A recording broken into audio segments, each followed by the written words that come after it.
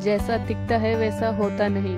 एक बार एक साधु और उनका शिष्य कड़ी तपस्या के बाद देश भ्रमण के लिए निकले। भ्रमण करते करते साधु और उनका शिष्य एक गांव जा पहुंचे।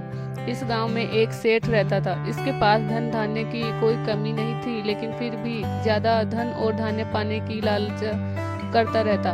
साधु और उनका शिष्य यहाँ पर भ्रमण करते करते पहुंचे और सेठ से विनती करते हुए कहा कि सेठ उन दोनों को एक रात के लिए आश्रय दे।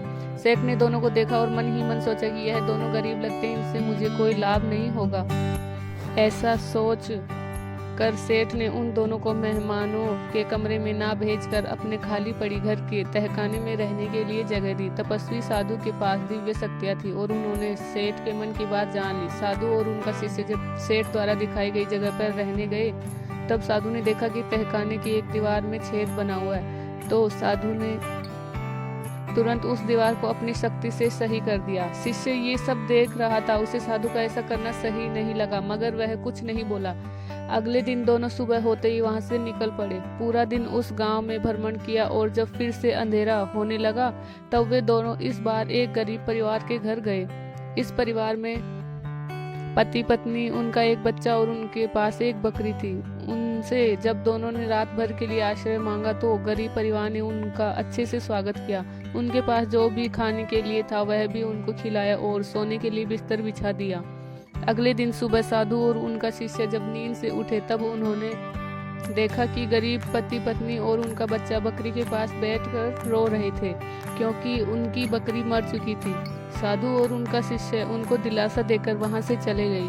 साधु और शिष्य जब उनके घर से थोड़ी दूर गए, तब शिष्य ने साधु से कहा, गुरुजी, आपने अच्छा नहीं किया।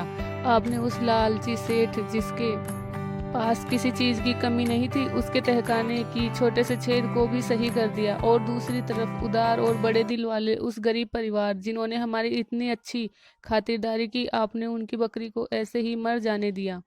तब गुरु ने शिष्य को समझाते हुए कहा, देखो बेटा, हमेशा जैसा दिखता है वैसा होता नहीं। उस सेठ के तहखाने में जिस दीवार में छेद था, उस दीवार के पीछे एक बहुत बड़ा खजाना था। क्योंकि वह सेठ लालची था, तो मैं नहीं चाहता था कि उसको यह खजाना मिले, इसलिए मैंने उस दीवार के पीछे के छेद को बंद कर दिया। और कल रात को उस गरीब परिवार के घर यमदूत आए थे। मेरे कहने पर उन्होंने उस परिवार के लोगों को तो कुछ नहीं किया, मगर यमदूत कभी भी खाली हाथ नहीं जाते, इसलिए वह उस बकरी की जान निकाल कर ले गए। अब तुम ही बताओ, मैंने जो किया वह गलत था?